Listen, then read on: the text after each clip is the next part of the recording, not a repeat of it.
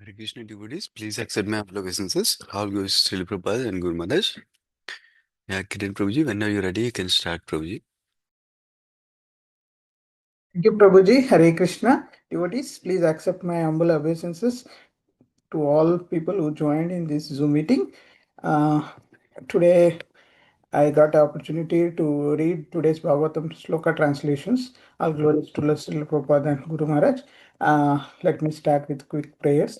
Om Namo Bhagavate Vasudevaya. Om Namo Bhagavate Vasudevaya. Om Namo Bhagavate Vasudevaya. Narayanam Namaskritya Naram Chaiva Narottamam Devim Saraswatim Vyasam Tato Jayamudarayet नष्टप्रायेषु अभद्रेषु नित्यं भागवत सेवया भगवते उत्तमश्लोके भक्तिर्भवति नैष्टिकीम् जय श्री कृष्ण चैतन्य प्रभु नित्यानंद श्री अद्वैत गदाधरा श्रीवासादि गौर भक्त वृंदा हरे कृष्णा कृष्ण कृष्ण हरे हरे हरे राम राम राम हरे हरे हरे कृष्णा कृष्ण कृष्ण हरे राम राम राम हरे हरे कृष्णा कृष्ण कृष्ण हरे राम राम राम हरे So today I am reading from Canto 10, the Samam Bonam, chapter 37, the killing of demons, Keshi and Vyoma, slokas 1 to 14. Uh, slokas 1 and 2, Sukadev Goswami said, the demon Keshi sent by Kamsa appeared in Vraja as a great horse running with the speed of the mind. He tore up the earth with his hoofs. The hairs of his man scattered the clouds and the demigods' aeroplanes throughout the sky, and he terrified everyone present with his loud neighing. Sloka 3. Seeing the Lord standing before him, Keshi ran towards him in extreme rage, his mouth gaping as if to swallow up the sky. Rushing with furious speed, the unconquerable and unapproachable horse demon tried to strike the lotus eyed Lord with his two front legs. Sloka 4. But the transcendental Lord dodged Casey's blow and then with his arms angrily seized the demon by the legs, whirled him around in the air, and contemptuously threw him the distance of 100 bow lengths, just as Garuda might throw a snake. Lord Krishna then stood there. Sloka 5. Upon regaining consciousness, Keshi demon angrily got up, opened his mouth wide, and again rushed to attack Lord Krishna. But the Lord just smiled and thrust his left arm into the horse's mouth as easily as one would make a snake enter a hole in the ground. Sloka 6. Keshi's teeth immediately fell out when they touched the Supreme Lord's arm, which to the demon felt as hot as molten iron. Within Keshi's body, the Supreme Personality's arm then expanded greatly, like a diseased stomach swelling because of neglect. Sloka 7. As Lord Krishna's expanding arm completely blocked Keshi's breathing, his legs kicked convulsively, his body became covered with sweat, sweat, and his eyes rolled around. The demon then passed a stool and fell on the ground dead. Sloka 8. The mighty armed Krishna withdrew his arm from Keshi's body, which now appeared like a long karkatika fruit, without the least display of pride at having so effortlessly killed his enemy. The Lord accepted the demigod worship in the form of flowers rained down from the above. Sloka 9. My dear king, therefore, Lord Krishna was approached in a solitary place by the great sage among the demigods, Narad Muni. The most exalted devotee spoke as follows to the Lord, who effortlessly performs his pastimes. Sloka 10 and 11, Narad Muni said, O Krishna, Krishna, unlimited God, source of all mystic power, Lord of universe, O Vasudeva, shelter of all beings and best of Yadus, O Master, you are the supreme soul of all created beings, sitting unseen within the cave of the heart like the fire dormant within kindling wood.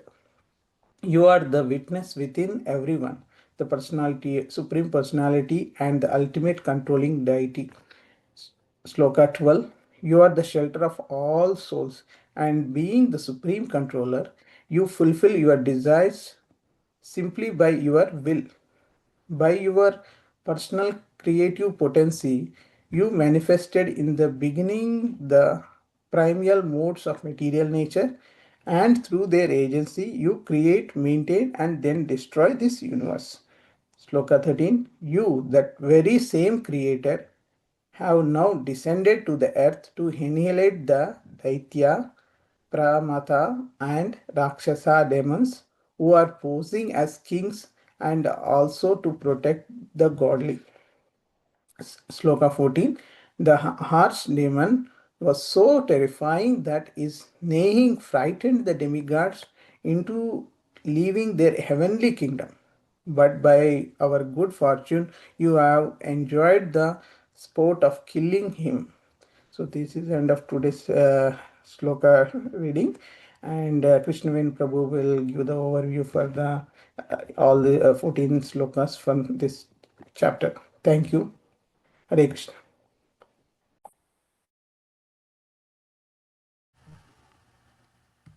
Hare Krishna. Thank you all for joining for today's Bhagavatam session.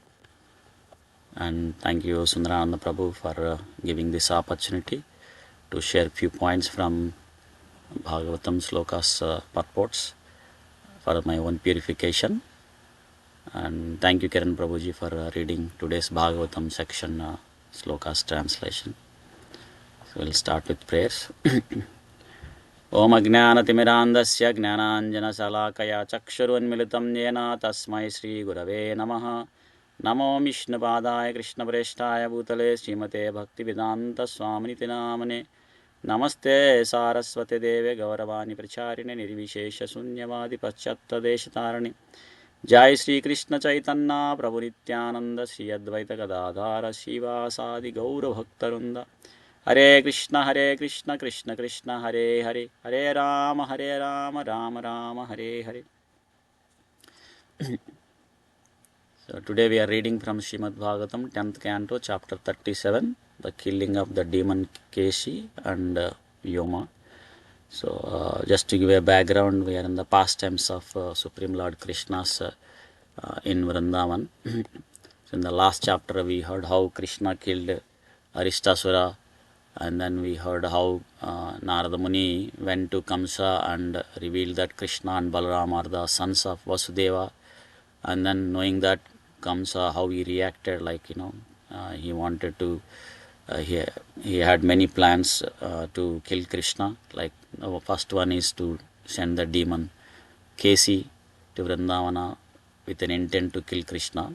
And then, of course, he had other plans also, invite Krishna to Madura and use Kolapedia, the great elephant, to kill, or Chanura Mushti, or he himself to kill Krishna. So he had many plans. So in this chapter, we see that the killing of this horse demon Kesi, and then Narada's glorification of Lord Krishna's future pastimes, and then also Krishna's killing of Yomasura. So in this section, we'll see the killing of Kesi demon. And Krishna's one of the name is also Kesava. Kesava means the killer of Kesi demon. And in Vrindavan also, even today, there is a place where Krishna killed Kesi demon, and it is known as Keshi Ghat. So in the starting with the first sloka, 1 and 2, we see that this demon Kesi, as Kamsa planned, it was sent by Kamsa. And we see that it's a great horse, Mahahayaha, a huge horse. And it looks like many of the demons who came to Vrindavana with an intent to kill Krishna, they seems to be other than human forms. Like last chapter we heard Aristasura in the form of bull, and then there is Aghasura, snake form, then Sakatasura, and now it is here in the horse form. So, and this horse is not an ordinary horse, like it runs with the speed of the mind. Manaha Javaha. So it's very powerful. And also with this, the hairs of his man scattered the clouds and the demigods' aeroplanes throughout the sky. So it has a huge hairs. And then we saw that how the Krishna saw that this horse is terrifying everyone. That's why Krishna came forward, Agranihi.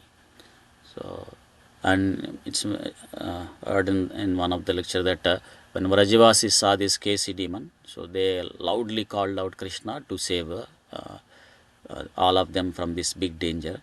So then when Krishna approached the Kesi demon to have a fight, then again the Vrajavasis, being in Vatsalya Rasa, full of love towards him, thinking that he is an ordinary child, and thinking that this Kesi is a very powerful demon. So in the next sloka also we see that it's unconquerable and unapproachable. So then they were again calling him not to go, because they don't want to see Krishna in trouble. So but Krishna assured that Vraja was saying that so don't worry, this wicked demon cannot do anything to me. So also Krishna is teaching many instructions through these demons. This Kesi demon, it's mentioned that it represents the false pride. So here also in the material world, when we see someone has this false pride because of their material opulence, Janma Aishwarya Sruta Srubhira, like it could be high birth or great opulence or great education or great beauty, like that. So when somebody has this false pride, then they cannot approach Krishna with complete surrender. That's what Mother Kunti also prays, Tvam akincha gocharam. So he says that you are only approached by the person who are materially exhausted. So we saw that many pastimes also, like Indra, he was proud because of his power and position. Of course, Krishna is teaching all these instructions and lessons through these great souls, and he performed this Govardhana hill pastime, because Indra was puffed up due to his power and position, and he went to an extent to destroy all the Vrajavasis. Then Krishna lifted this Govardhana hill and protected all the Vrajavasis, and also destroyed Indra's false pride. In that way, he protected Indra also. And even in the last week also we heard, this Vidyadhara, who is very beautiful. Because of his beauty, he was proud and he ridiculed some sages. Then they cursed to become a snake. So these are all like very wonderful pastimes that teaches us a practicing devotee not to be puffed up. Either they could be very scholar or doing sadhana for many years or performing many important services, whatever it is. So not to be puffed up, because if there is a pride, false pride, then there is a greater chance that they may offend other devotees, and then due to that, either they will fall down or Krishna will arrange a situation where the pride will be crushed. So that's why one should be very cautious. And here also we see that Kesi, being proud of his strength, when it came to Vraja, he is terrifying, because a proud man, what he is looking everyone attention to him only. He wants everyone to see him. He wants everyone to be to glorify him. So he wants everyone to be to give respect to him, like that. So similarly, Kesi is creating a great disturbance so that everyone will give attention towards him. So, and other thing is mentioned is like generally one of the beautiful animal is horse. So people generally they like to see the horse and they are very pleased if they see the horse. But here all Vrajavasis are terrified because Casey is, behavior is not good. So not only looking good, but their behavior should also be good. And in the next sloka, we see that seeing Krishna, because Krishna came in front, seeing the Krishna, Casey became very angry. Ati amarshanaha. And also here it is mentioned that it is unconquerable and unapproachable. Durasadaha duratyayaha. So when Krishna came and this Casey became very angry. So this is another sign of a person who has false pride due to the material opulence, this material anger. So when they were false pride, then they will become angry if there is some disturbance to their false pride.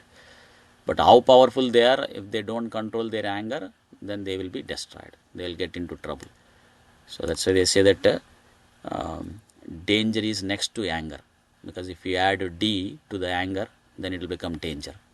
So if one is in anger, then it is a possible that there will be a danger to them. So that's why Krishna says in Bhagavad Gita that if one is in anger, then they will lose their intelligence.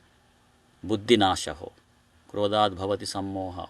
Like that. Buddhi nashaho. Their intelligence will be lost, and there is a possibility that they will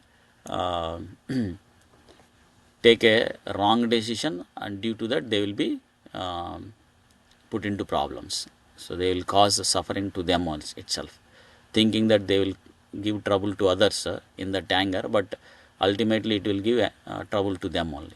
So that's why it is very appropriate and should be very cautious not to be puffed up and not to become agitated or become angry like that.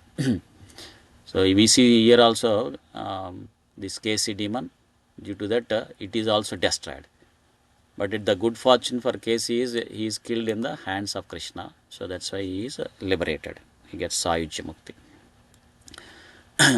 But as a practicing devotee, we should try to control our anger or utilize that anger in the service of Krishna. Like how Arjuna used his anger in the Kurukshetra war, killing many demonic personalities as a service to the Supreme Lord. So that's how we should. And in the next sloka, we see that Krishna then seized the demon by the legs and whirled him around in the air contemptuously, threw him the distance of 100 bowlans, just as Garuda might throw a snake. And then Lord Krishna stood there. And other thing is mentioned here is Krishna is mentioned as Adokshaya. Adokshaya means who cannot be understood by material senses. Of course, not only Krishna, even his holy name or form, qualities, pastimes, they cannot be understood with this material senses. Ata Sri Krishna Namadi na bhaved grahyam indriya. So that's why this Casey demon could not understand Krishna as the Supreme Lord. It's powerful than him. So, but then how we could understand Krishna's form, name, or qualities, pastime? Sevonmukhi hi jihvadu swayam eva spuratyadaha. So we should start using our tongue in the process of Krishna consciousness, like honoring Krishna prasadam, and then chanting this Hare Krishna Mahamantra. Hare Krishna, Krishna Krishna, Hare Hare, Hare Rama, Rama Rama, Hare Hare. So with that, slowly we become purified and then be able to understand Krishna or is the holy name, or to taste this chanting of the holy name like that. So but here Krishna, so he seized the demon by the legs, padayo, and then whirled parividyaha him around the air and then threw him 100 bows length, a distance of 100 bows length. Dhanu Shatantara. So, and the comparison also given here, Garuda might throw a snake, like how Garuda will throw a snake. So, similarly, Krishna also threw this Kesi demon. So, it's another lesson, like, if a practicing devotee is puffed up by his achievement in Bhakti Yoga, then they will fall down also. So, how Krishna threw this Kesi demon, similarly, so one will also be away from Krishna consciousness if they are puffed up. So, that's why it is very important. Of course, I am talking to myself. So, to develop the quality of humbleness, because that is a great ornament. So, and Chaitanya Mahaprabhu also mentions Tranadapi Sunechana. So, one should be humbler than a blade of grass, like that. And then, of course, then Kesi got up again and then opened his mouth wide again and rushed to attack the Supreme Lord Krishna. And then what Krishna did is he smiled and thrust his left arm into the horse mouth as easily as one would make a snake enter a hole in the ground. So, of course, Krishna looks like he uses the left arm in many cases, like he used the pinky finger of his left arm to lift the Govardhan hill, and similarly he used his left arm into the horse mouth. So, and the comparison we will see that given like as one would make a snake enter the hole in the ground. Because sometimes a snake enter into the hole which is in the ground to eat the rat which is staying there. So, in that way rat will be killed. And sometimes Prabhupada also mentions like this analogy, like, in the rainy season the frog, so it is staying in a hole and then it will say back like that, unnecessary talk. And then snake knows that there is a frog here and it will enter there and then eat the snake and eat the frog, and then snake stays nicely there. So, similarly, if we if we use our tongue for a material talk, not for the Krishna consciousness talk, then the death will come and take away. So, but if we use our tongue to chant this powerful Hare Krishna Mahamantra, then we will go back home, back to Godhead. So, how the snake eat the rat, so similarly Krishna also killed this Kesi demon. And also Krishna used this left arm threw into his horse, because generally the horses are controlled putting a rein into the mouth. So Krishna used here his left arm as a rein and then put into the mouth of Kesi demon to control this demon. And then we see that then Kesi's teeth immediately fell out when they touched the Supreme Lord's arm. And also we see that the demon felt as hot as molten iron. And in the purport also it is mentioned that Srila Vishwanath Chakravarti Thakur commentary, that although Lord Krishna's arm is more tender and cooling than a blue lotus, but Kesi felt extremely hot. And the comparison is also is given, like, sometime sugarcane juice, it is sweet, but when a jaundice person drinks, he feels bitter. So similarly, Kesi also felt Krishna's arm as hot and harder, but it is soft and cooler for the devotees. Like last week also, I think Maharaj is giving, like, Prahlad Maharaj saw Lord Narasimha's face as beautiful lotus, but it is not the case of Hiranyakashipu. Eyatamam prapadyante tam satayo bhajamyam. Like similarly here, Kesi felt the Krishna's hand as a hot molten iron. And then the comparison is given here, like, a diseased stomach swelling because of neglect, because the comparison of Krishna's arm expanding greatly. So when Krishna kept the arm in the mouth of Kesi, he expanded his arm greatly.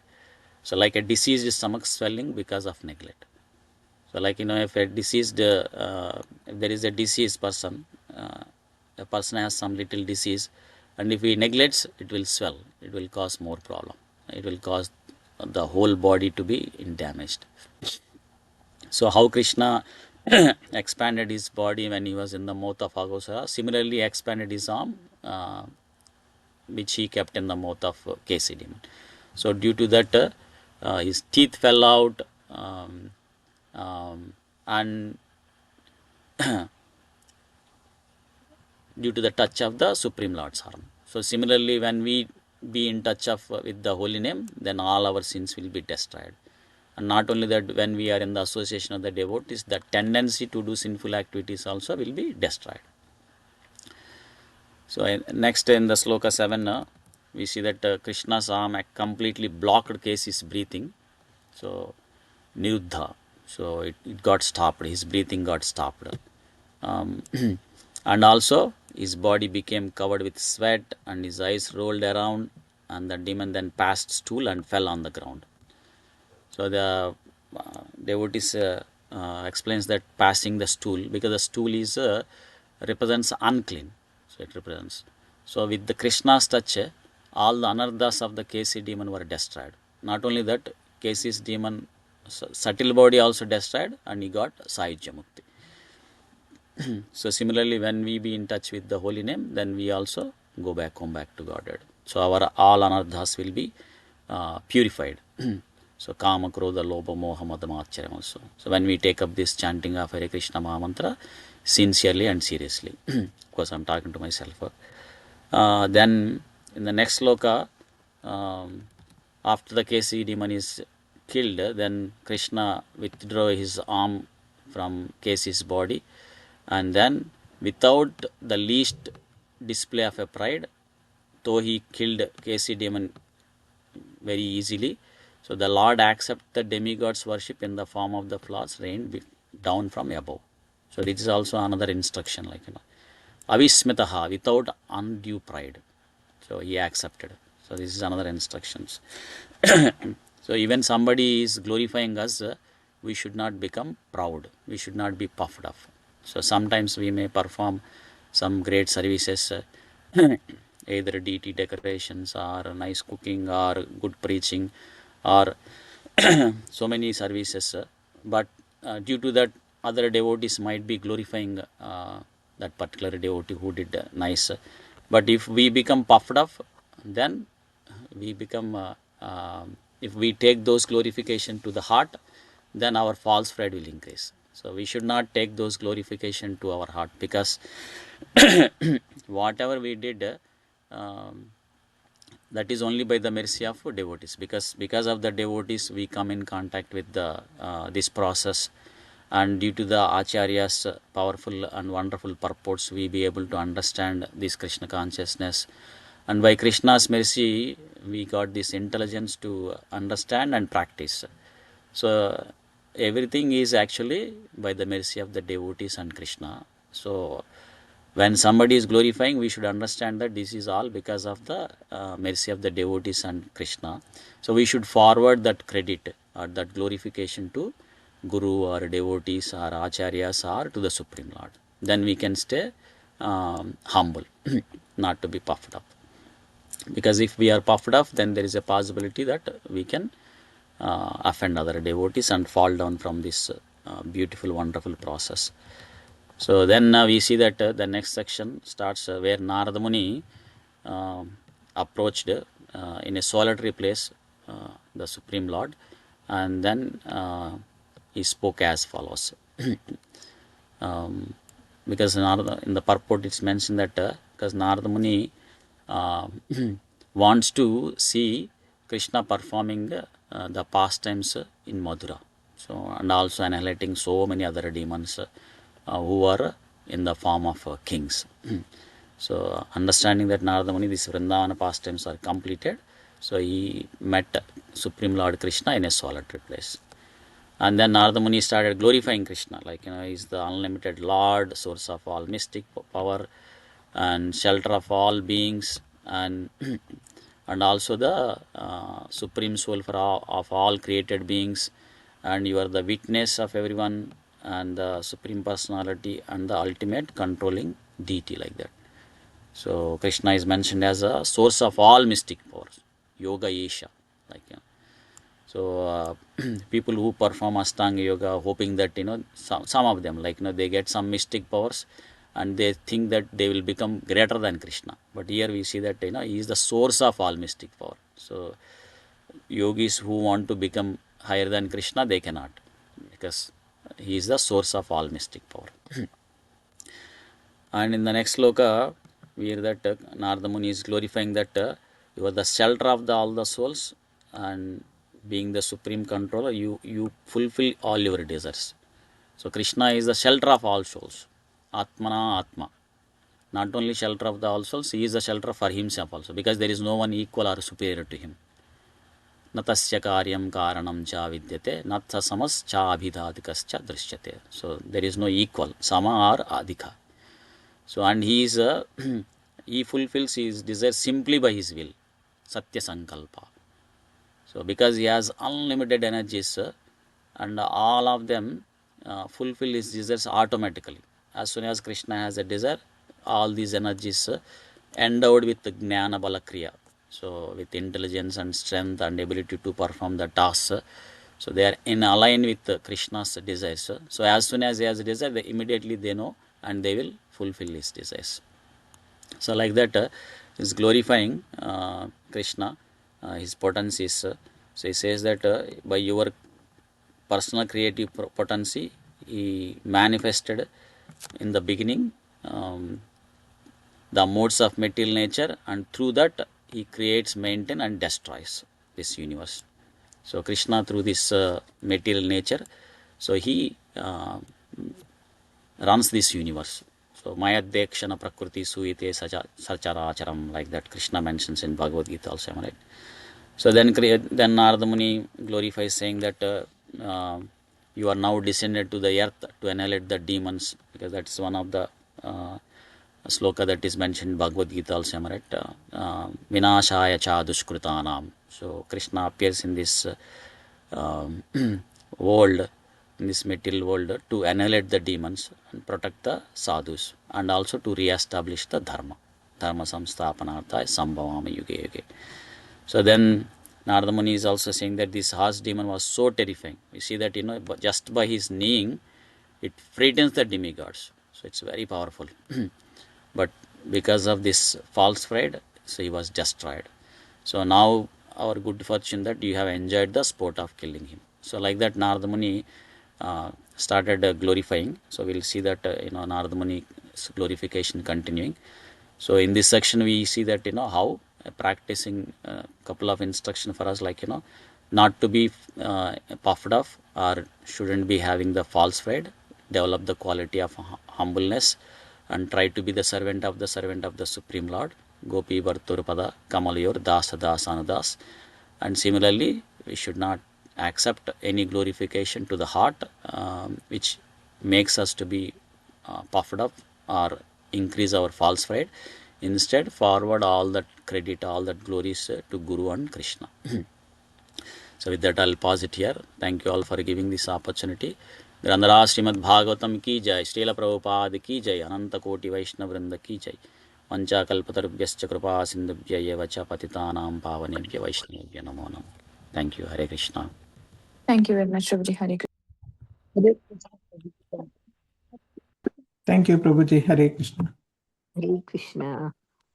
Thank you so much, Prabhuji. Hare Krishna. Thank you. Thank you so much, Krishna and Prabhuji. Hare Krishna. Hare Krishna. Thank you, everybody. Hare Krishna. Hare Krishna.